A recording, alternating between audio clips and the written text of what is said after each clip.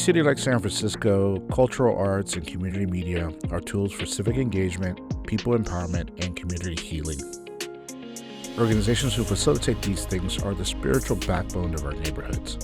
They inspire hope and bring people together to create real change. No organization in San Francisco where the mission exemplifies is better or has performed this service longer at the highest of levels than the legendary Acción Latina. On this episode of San Francisco Revival, a mission housing podcast, we have a heartfelt conversation with Fatima Ramirez, Acción Latina's outgoing executive director, who has led the organization through arguably its toughest era and into a bright new world of possibilities. We talked to her about the challenges of leading such a historic organization, the advances Acción Latina has made to ensure a more equitable future for the mission, and we dissect Fatima's legacy as she turns the page, looking forward to her next chapter. You've tuned into a new episode of San Francisco Revival, a mission housing podcast. Welcome. Fatima, thanks for joining us today on San Francisco Revival. How are you? I'm doing well. Thank you for having me. It's a little bit of a homecoming for you, right? Not just from is. like a mission housing perspective, because we'll get into that later on, but even here at Centro del Pueblo. Correct. I used to work at Centro del Pueblo at Reading Partners. How long were you there? Well, this is like is this pre-hip days, Oh, yeah. Oh, yeah. Mm-hmm. I worked for Reading Partners for about 2 years. 1 year out of this office, and then another year at Reading Partners, at New York, Reading Partners in New York, since they're also a national organization. I'll confess that whenever we have the opportunity to work with you, not just Acción Latina, but in general, right? We jump at the idea, or we jump at the chance, because you are, little known fact, a mission housing resident alum, right? Yes. Do you remember participating in that documentary, like 3,000 Stories? Like, what was this like? This is pre-me, so this is 2015, 16, something like that? I think it It's probably... my 10-year anniversary of the documentary. We might have to Oh bring my it back. goodness, you might be right. We might have to bring it back. I think we're going to have to bring it back. Yeah. Do you remember participating in that? I do remember. Do you have any what do you remember from that day, or how fortunate to sit down and look into a camera and tell us? Yeah. Camera, because we have tears. I was going to say, I remember that it was a very emotional day. And I think in part it was because, like you said, it felt like a homecoming, and it felt like a culmination of so many things up until that point.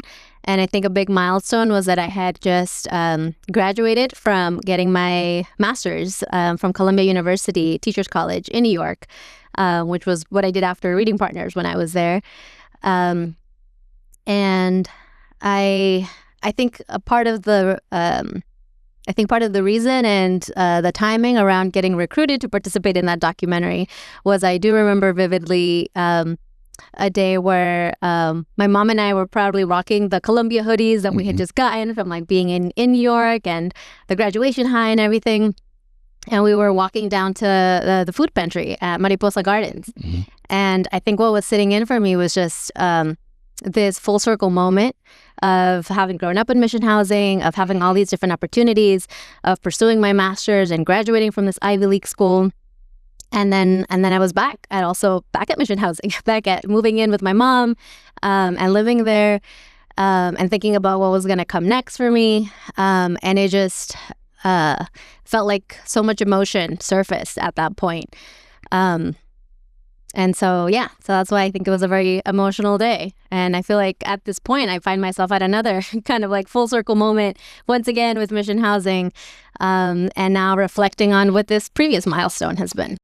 We'll get another previous milestone in a little bit, but now that I got you talking about 3,000 Stories, and just growing up in one of our developments, we talk a little bit about building community. I wonder if you have any, do you have a fondest memory of your time growing up at Mariposa Gardens, or what that was like for you? And do you have anything that sticks out as far as a fondest memory for you? Oh, that's a great question. What's coming to mind for me right now, actually, because of the building that we're in and the proximity to another mission housing facility, is I have memories of going to play with friends at a different building. So I wasn't at Mariposa Gardens, but it was other friends that I also had growing up in mission housing. And I remember, just being a kid and making use of the playground and being outdoors with them and building community. in that way. So yeah, I guess just like growing up with other kids who are also at mission housing. I think in Mariposa Gardens, maybe what comes to mind is I think I was already in middle school when we moved into mission housing, but I've got a brother who is going to be turning 18 soon, and he was born already within mission housing. So his whole life has been there. And so I think those are some really nice memories of, him, his whole childhood, like in him being a baby and being there and taking care of him. Yeah, he and I are 17 years apart. So I also had the experience of being in high school and being there with him for all of those early memories. Great. No, thanks for sharing that. I mean, I think, and again, it goes back to us celebrating the people who have, quote unquote, been successful coming out of our developments, just because there's always been, as long as I've been here, there's always been a bit of a stigma around affordable housing, what people think it is and how it's supposed to feel. And like, and it's great to have stories like yours and of your family be able to share those, because it shines the proper light on what affordable housing is supposed to be in the communities that we try to build. And you were there for the 40th anniversary. Was it last year or the year before? I don't remember. I think it was the year before we did the 40th anniversary for Mariposa Gardens. We had the MC, you remember? Right. Yeah.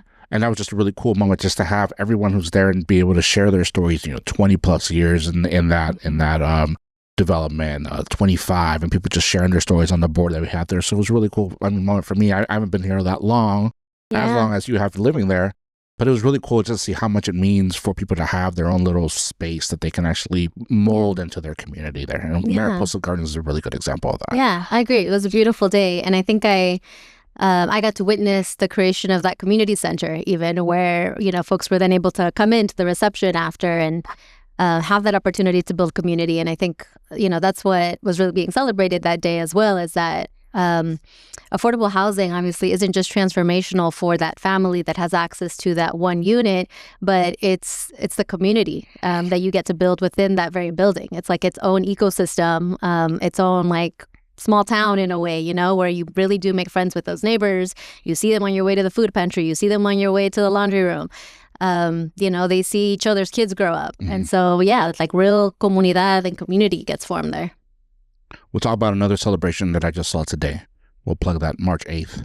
Yes. All right, we'll have a little opportunity to do that. So people just, a little teaser as we talk about your time at Acción Latina, which is why you're here. Acción Latina is a great partner of ours. We've had some recent news. Well, not so recent now that we got to do this interview, but some fairly recent news about transition there. So we appreciate you being here and talking a little bit about Acción Latina, one, as our partner, and two, just a little more about your career and your legacy and, how proud we are of you as a mission housing alum. So just so everyone knows, if they don't know, which they should, Fatima is transitioning out of the executive director position there. I think the job listing is still open, so if people have an opportunity, they want to apply and they want to be part of that, you're more than welcome to. A little plug there. Just it's one of the more influential and impactful community-based organizations, in the mission in the city, probably, right? Thank you. I appreciate that. I agree. Right? As far as legacy goes, been around for 60 years, 50 years? Almost. Acción Latina is the nonprofit publisher of El Tecolote newspaper, which is an amazing bilingual news source for our community, and we're getting ready to actually celebrate 55 years of El Tecolote this August. I think there's so many angles that we can go to start the interview, but I'll just start from the beginning what I had written down. So in past interviews, I've heard you discuss the importance of showcasing underrepresented voices in the arts, and Acción Latina being one of the major arts, if we can call it that. I mean, it's to me, it feels bigger, but the focus being arts. Why is this crucial to San Francisco today, being able to have a representation of the underrepresented voices? Yeah. Well, I think it speaks to the influence that you were mentioning about Acción Latina. Acción Latina is an organization that seeks to serve our Latinx community through cultural arts, community media, and civic engagement. And I think really at the heart of that synergy of cultural arts and community media is storytelling. And so much of that work is also shaping narrative. And it has to do a lot with both through the journalism as well as through the art gallery shows that we have, the community art walks that we host, and annual concerts as well. All of those stories, and especially intentional storytelling about those underrepresented voices that you mentioned, all of that, I think, helps to then shape and expand the narrative of who we are. And to me, I take it as something that's really personal in terms of making sure that those stories are nuanced and that, it's not just the stories that we're telling others about our community, but it's really the stories that we tell ourselves about what we're capable of what's possible. And to highlight that all of those stories don't have to be centered on pain and suffering, which is what we often see in mainstream media. We are much more than our tragedies, and our hardest moments. There's so much triumph, so much resilience that comes from working in our communities and constantly having to overcome. But when we look at all of that, as an overview, there's so much joy there that is worth also celebrating.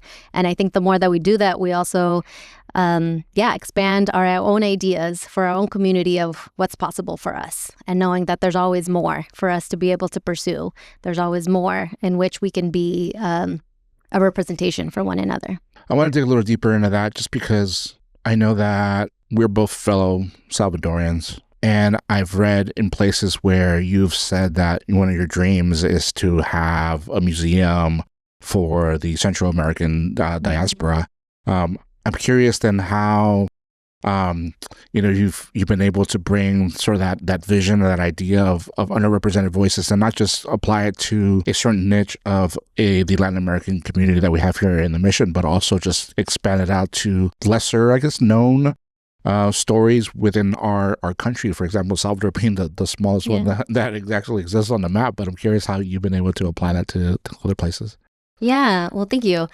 I've had that idea for a long time. And I think part of what I learned at Acción Latina, and especially through the work of El Tecolote as well, is that because our main target audience is our Latino community, then that gives us the opportunity to really be nuanced and be specific as well, right? Again, it's different than other places where it's that one Latino story that gets covered, So because this is what we do all the time, then we want to be specific, and we want to highlight, especially when we're quoting somebody, like it's not just that, such and such Latina woman said that, but that we could be specific and we could say, the Salvadoran business owner, who's been in the neighborhood for 20 years said, and then their quote.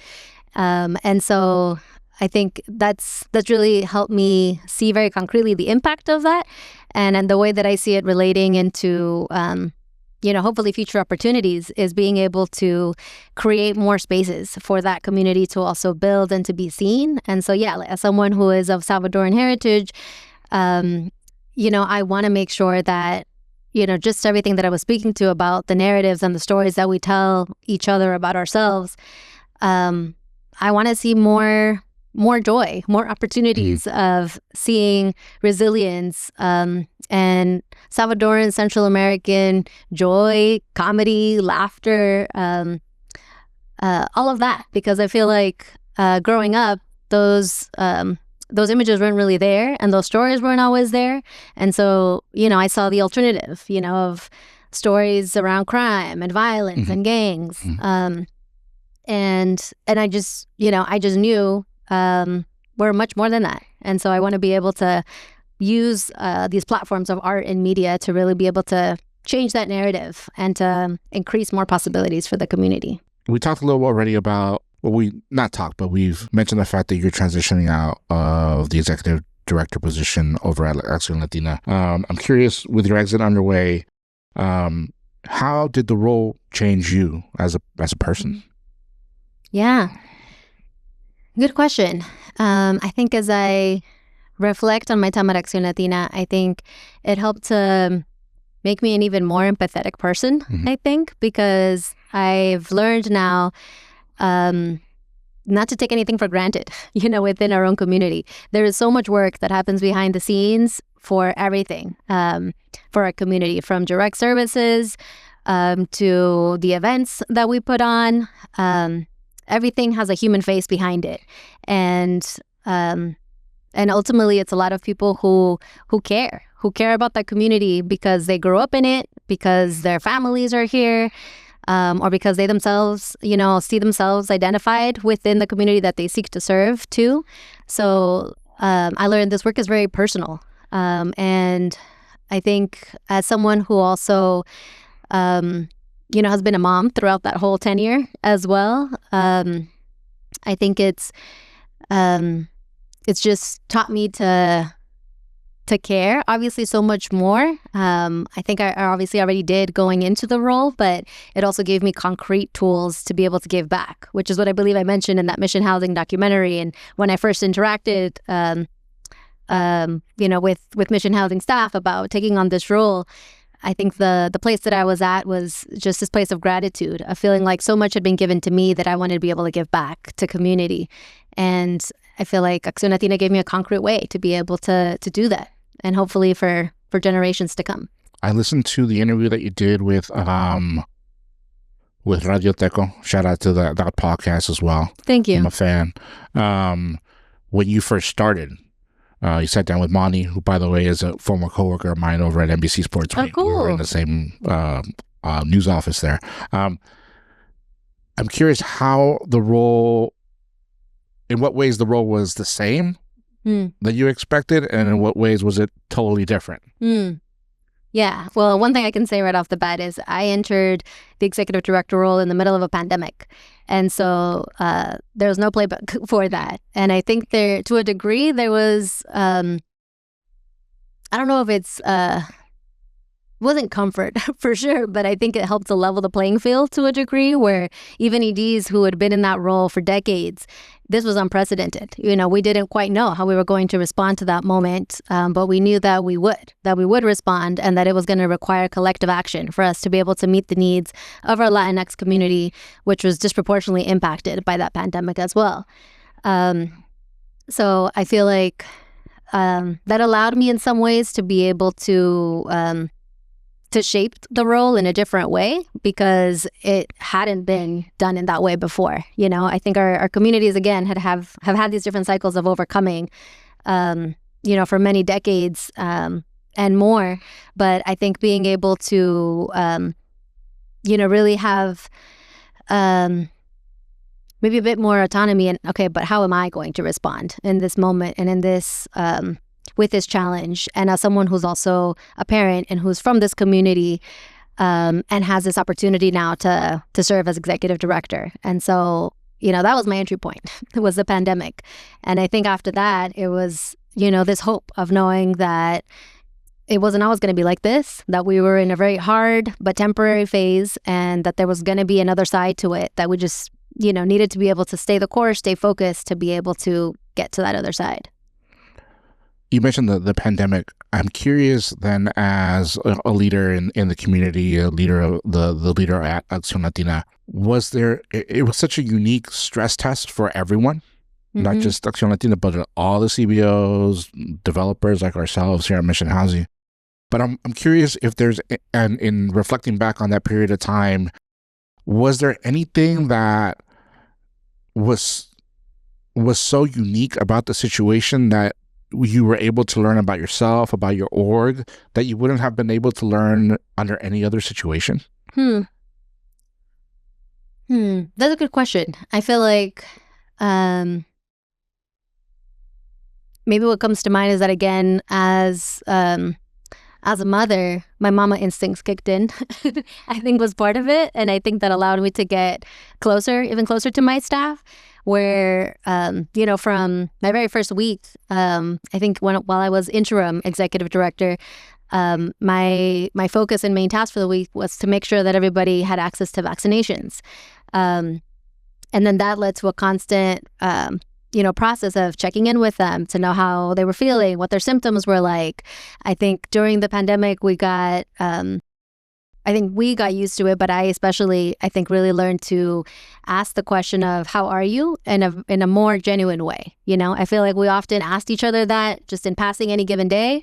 And it's kind of become a rhetorical question, but actually listening to the answer and allowing people the opportunity to just be human with you, even if That means they're venting about how much is on their plate. Like that opportunity to just get to know them on a deeper level was really profound. And I think that definitely that shaped my own leadership style too, of making sure that we're very human-centered, that when I'm looking at my staff, to recognize that they're a human first and a worker second, and many other identities after that.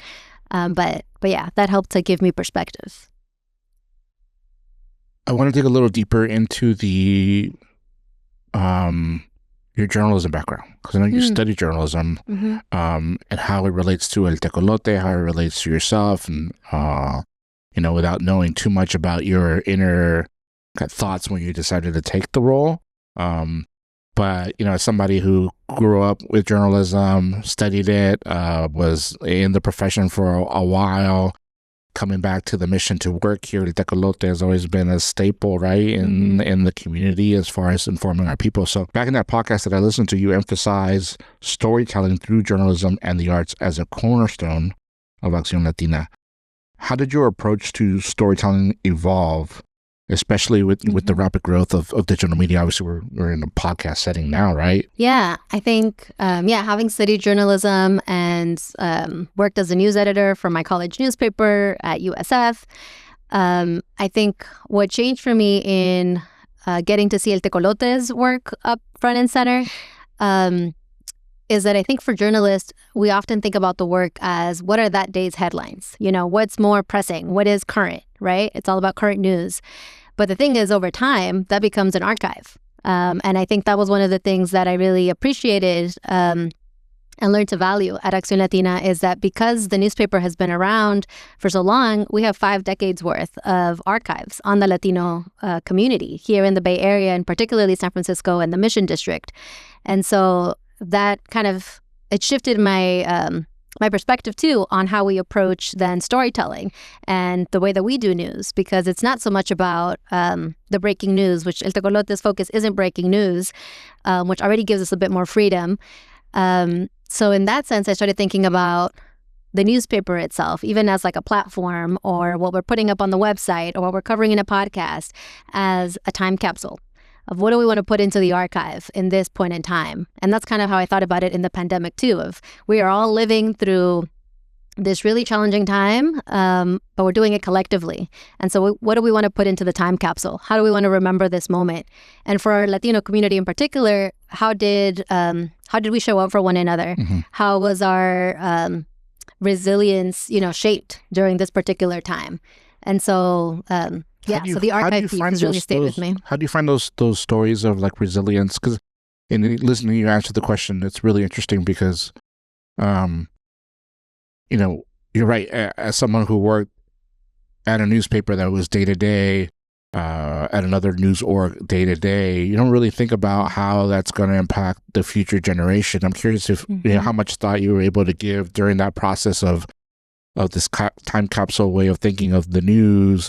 Like, how much did you feel, or were you hopeful that it was going to have an impact on, 10 years from now, God forbid, we're in a similar situation, or 20 years from now, what the importance of being able to look at news in that way was? Yeah. I think in those stories of resilience, I wanted to, I think collectively within our own staff wanted to highlight, for one, like the many different food pantries that popped up, the ways in which our Latino community was telling us that they weren't just, volunteering, I guess learning more about the reasons why they would volunteer. Like in asking more of those questions, we learned that it was actually really profound, because part of it was that, all of our communities were being told to quarantine, right? But for like working class, immigrant, hard work ethic, that's really hard. They're used to always being on the move. They're usually, they're used to being in the constant hustle, right? And so to just like pause was like, okay, like what, how do you do that? How do we rest? Which is a foreign concept to many people in our community. So when we ask them about, not just like the pantry and tell us like more about the operations, but more about like, why are you here? Like what prompted you to want to volunteer? And we learned that it was a way for them to bring healing to themselves too. Like in being able to take action and being able to respond, it gave them reason and motivation and purpose to be able to get out of their house and be able to do something that was going to impact their community too. And so we learned, like, obviously not only are they providing a service to then that person who's in line, who's going to be there at that food pantry, but they themselves then, could also get some groceries themselves by participating.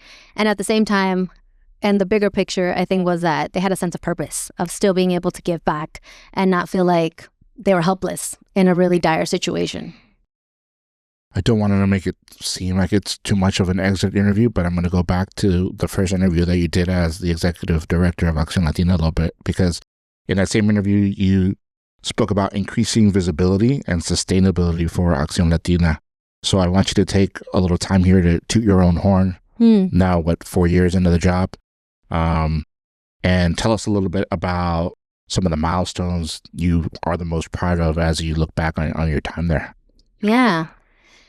Again, I said this work is personal. And so I think, again, for someone who grew up low income, who grew up, with the fortune of having affordable housing and being able to work in the community and the neighborhood where I grew up, I think previous work experiences in philanthropy organizations, for example, had taught me that there's money out there, and my whole drive became, how do we get it in here?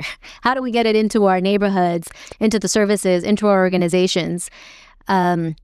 And part of that, I realized, had to be connected to visibility. Well, for one, people need to know we're here. And despite, being a legacy organization of over 5 decades, not everyone was aware of our organization or the work that we do, or that Acción Latina is a publisher of El Tecolote newspaper. And so I started there and just trying to, look locally first to other newsrooms, to other partnerships.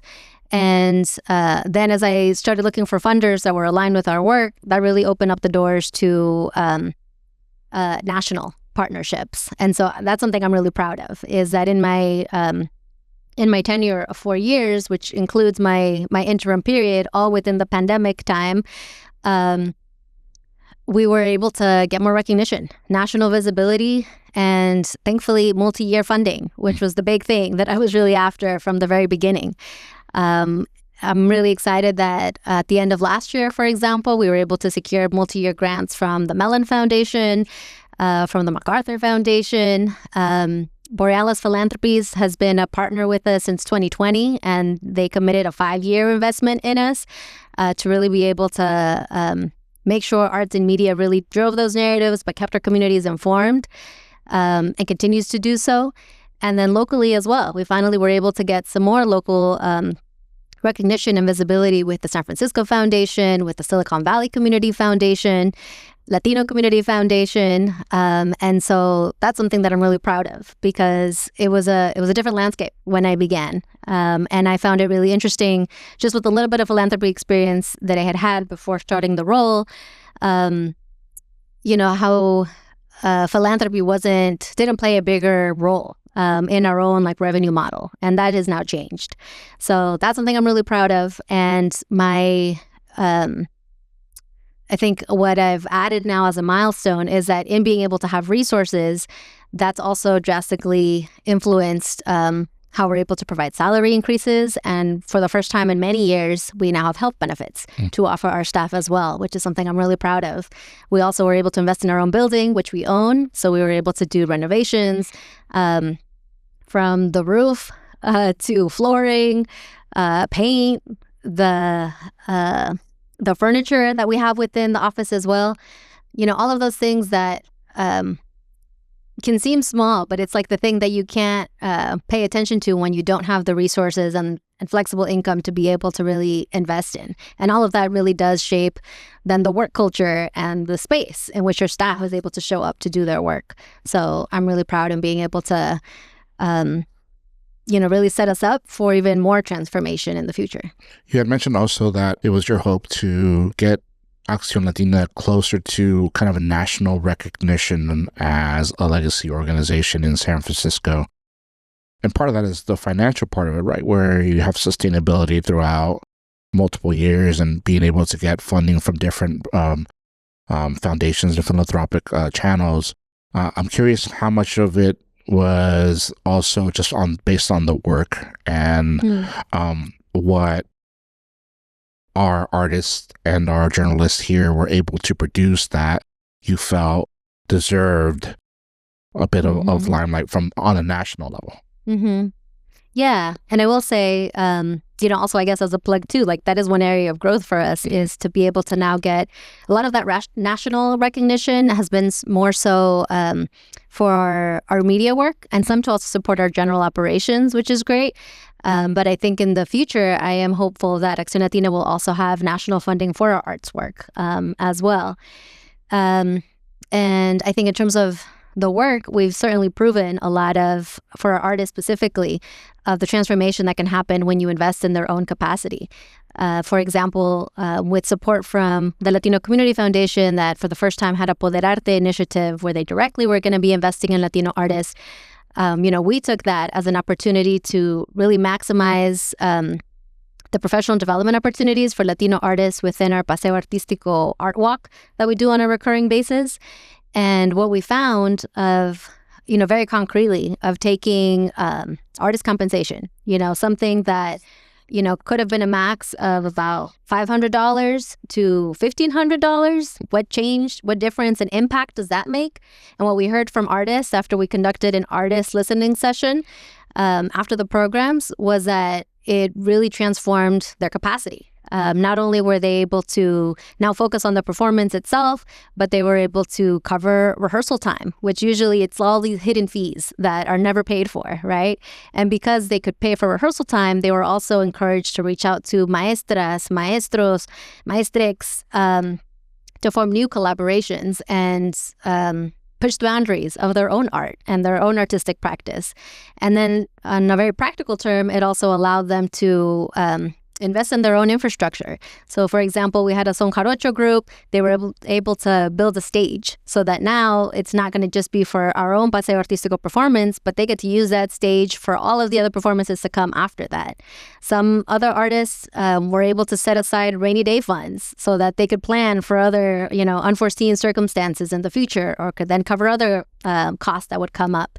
Or they invested in their own equipment as well. So I think that really set a model of how we could directly impact an artistic ecosystem. And it also made us curious as to, wow, like if we could have that kind of impact for artists, what would that look like if we did that for us, for ourselves, as arts administrators and for nonprofit workers as well? So, that kind of has shifted now our motivation and or expanded perhaps the perspective in which we approach our work. You also said that Acción Latina is a place where many legends have been made.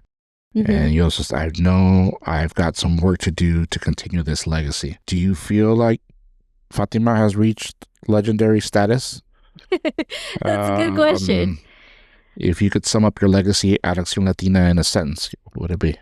And as you think about that, by the way, I'll add here, March 8th, is it Paseo Artístico? Yeah, we're going to be hosting our Paseo Artístico on Saturday, March 8th.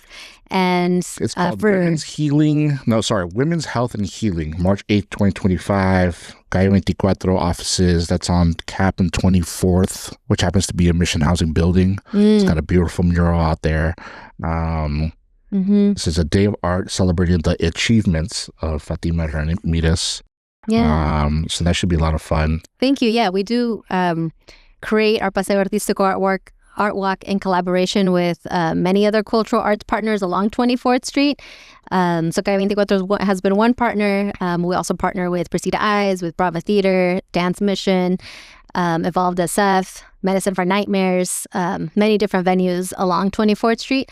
And yeah, for several years, our March Paseo has had the women's theme associated with it too, as a way to celebrate our mujeres, who also, bring so much care and resiliency to our neighborhoods as well. I did want to mention that point too, of something that I think is a part of the legacy, actually, too. I don't know if I can call myself legendary. I think that's something I don't know who's allowed to do that. Right. Maybe community does that. I wouldn't, do that myself. But I think I've been a part of a legendary moment, though, for sure. Look back at, when you put your release out on the website, you had great comments. from past board of directors, people who have been a part of the Acción Latina family who had legendary things to say about you, so without, stamping you as a legend yet, I'm curious, like, how do you think about that statement that you made back in the day about the responsibility, I guess, that you felt to live up to that? And do you feel like you achieved it? Are you close? How close did you get? Like, Yeah. Well, to that, I guess I will respond. I grew up with a Salvadoran immigrant mother, so that work ethic has always been very strong, But at the same time, I think as an adult now, I recognize that some of that pressure is also reinforced by other external systems, right? And sometimes that can also create a burden in a way, to be honest, because then it's this expectation that you can't just be good, you have to be great. Everything has to be excellent. And for women especially, it's this standard of perfection, that we're also striving for perfection, and that we also must sacrifice ourselves in the process to care for everybody else. And so I think some of, I guess when I look back, I would say 100% and probably even more. Like, I gave it my all. I gave it my heart and all of my care. And I'm trying to care a little bit more for myself as well, as a way to be able to pour back into my own cup and then be able to hopefully give back to community. When you think about, though, that statement about having people at Acción Latina who you consider legendary, right? What were some of the attributes that you saw in those people and then the work that they did at Acción Latina that made you give them that sort of, if we call it a label or that stamp? And I think as you think about that, maybe we'll get closer to being able to stamp you as a legend within that thing. Yeah. What were some of the things that you thought about with those that you were able to say, oh, that person was legendary within the... Yeah. I appreciate that. I'm sure some of it is the work ethic, right? Because these people work extremely hard. They're extremely passionate. So to help you out a little bit there, I guess, in terms of a couple of characters, but are there other ones that you think about when you label somebody as legendary? I think it's the consistency as well. So certainly everything that I've mentioned around the work ethic, but I think it's the showing up. It's the constantly coming back. It's the recognition that we do this work collectively. And so personalizing it where, I feel like I've generally spoken about just wanting to give back to my community, but sometimes community can also feel kind of abstract, and when you're able to think about it in terms of an individual, of like a specific face, a specific name, then showing up for them. And I want to shout out to the particular women who have also seen me in this role and seen this work and know firsthand how hard it is as well, personally reach out to me to check in and to ask me that question. Are you okay? How are you? And really like pause and wait for an answer has meant everything. Like that was my way of continuing to then show up for my own community and for my own staff, because I also felt seen and also felt held. And I think that's really important too.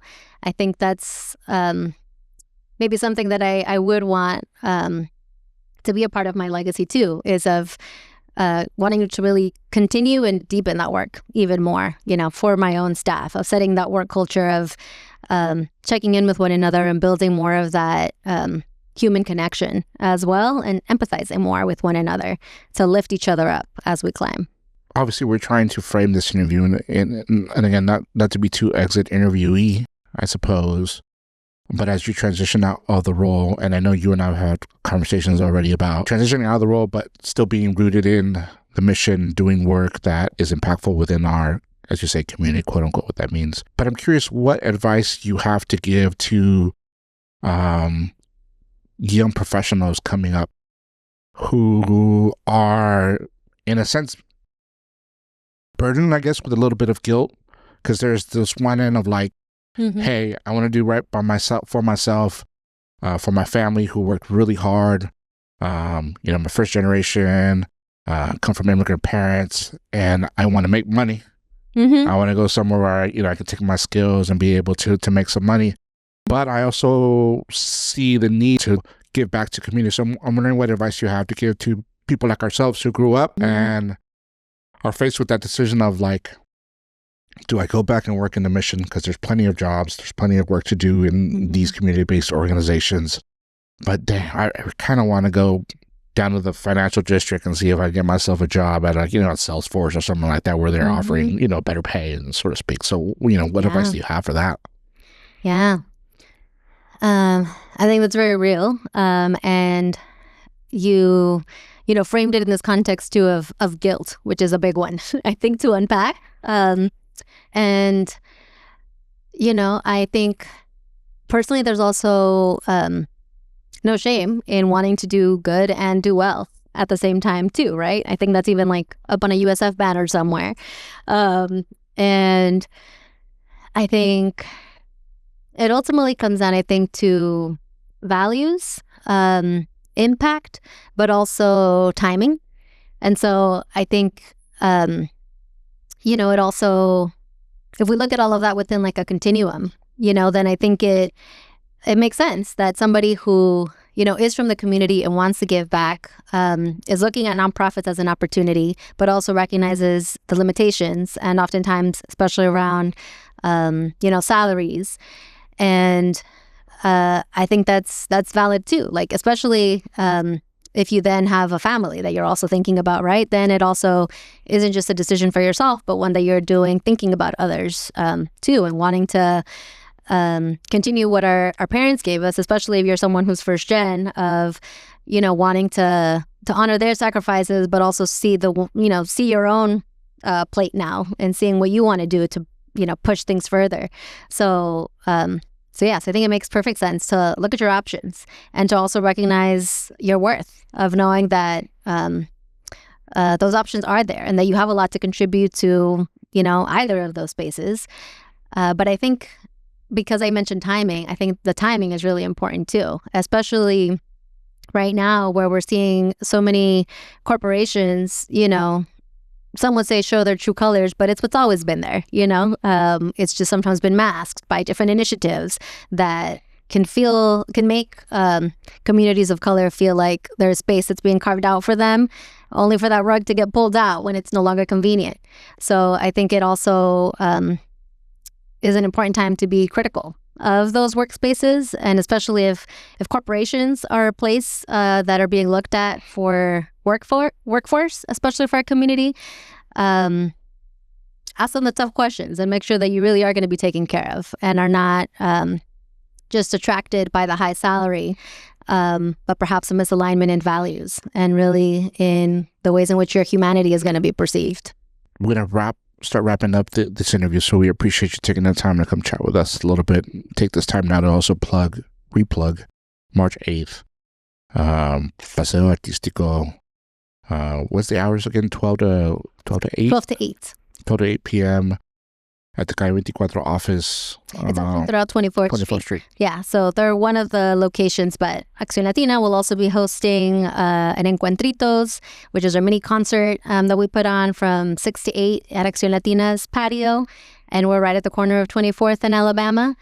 And that will also be an opportunity to celebrate with community and be able to get some more, face-to-face time there, and opportunity to reflect on, what this last milestone has been.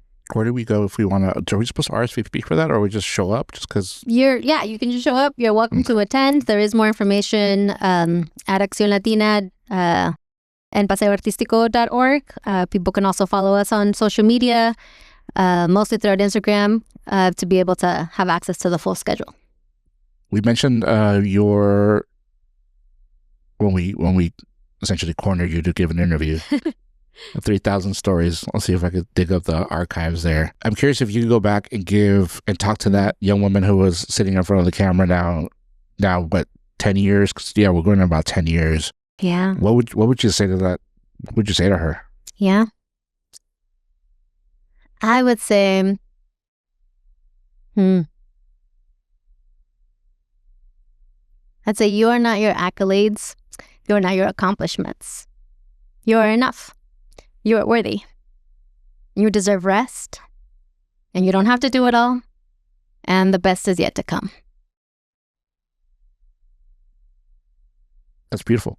I would add more. But because I do have some more questions, so we're going to leave it there. We'll let it rest for a second because I thought that was well said, well thought out. So thank you for that. We'll end on a lighter note. I'm going to call it my lightning round, although Shirag, who's normally the host. Yeah. I'm curious, best pupusa spot in San Francisco that isn't your mom's house? I'd say La Santaneca on Mission Street. My tia's house is also a close second. People tend to think that all Salvadorians eat is pupusas. Not true? Not true. I wonder if pupusas are your favorite dish, what's your second favorite Salvadorian dish? I love plátanos. So I think a good desayuno de plátanos with frijoles and crema, queso, bolillo is always delicious. And I think as a sweet treat, empanadas de plátano especially are also great. Favorite panaderia in the Mission? The one I go to the most is Eterna Primavera, right across the street from Acción Latina. They're a Guatemalan bakery, delicious, and they've introduced me to so much other varieties of pan dulce. Favorite music venue? I know you guys just hosted a concert not too long ago over here at the Chapel on 16th. I'm wondering, though, do you have a favorite music venue, local, regional? That's a good question. I think the Chapel has obviously been the one that I've frequented the most. I've also been to, concerts at the Fillmore, for example, too, which is another great location. And it's one of the things I'm looking forward to, I think, now in this new chapter is being able to go to more events, go to more concerts, especially ones that I'm not planning. So I'm hoping to be able to just go and enjoy them. You're not stressed out about people buying tickets and stuff? Right. How is this not selling? You just show up as a ticket holder and have a great time. Do you have a favorite local mural? Gosh, there are so many throughout the city too. I think, again, just from ones that I have frequented probably the most, obviously within Balmiali, the representations of Monsignor Romero that are in that alley always keep me grounded, rooted, reminds me of history. And I think also the Sacred Waters mural by Juan Alicia that also now has had more added to that wall by the Twin Walls mural company. That one is one that I also look at very frequently, and that is a beautiful demonstration of intergenerational artistic collaboration. There's so many good ones. It's very hard to pick. Last one I'm going to ask. We've asked this of all our guests that come on the San Francisco Revival podcast. Where do you find hope these days?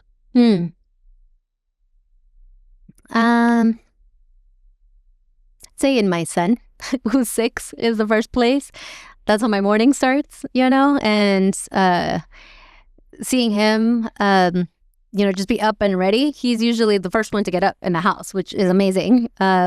But he's usually the one coming to us, whether it's a school day or a weekend, we'll still be bright and early and is wanting to get us to do things. So he's our engine to get us going. And I think beyond that, obviously the rest of my family too, my mom, my husband, and increasingly I think music and literature are other places too that have become my well, where I go back to find hope, algo para el ánimo, something to get me moving and dancing. I'm also a folkloric dancer. And so music, rhythm, dancing and movement are also ways in which I heal. So something that I'm also gravitating towards.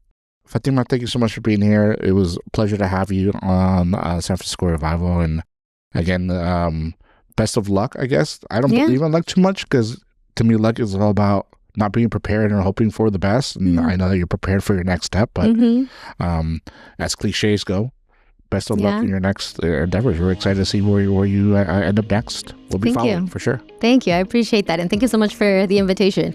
I think we started this conversation with homecoming, and that's certainly how this conversation has felt as well. Mission Housing is literally home. So I'm really grateful to be on this podcast.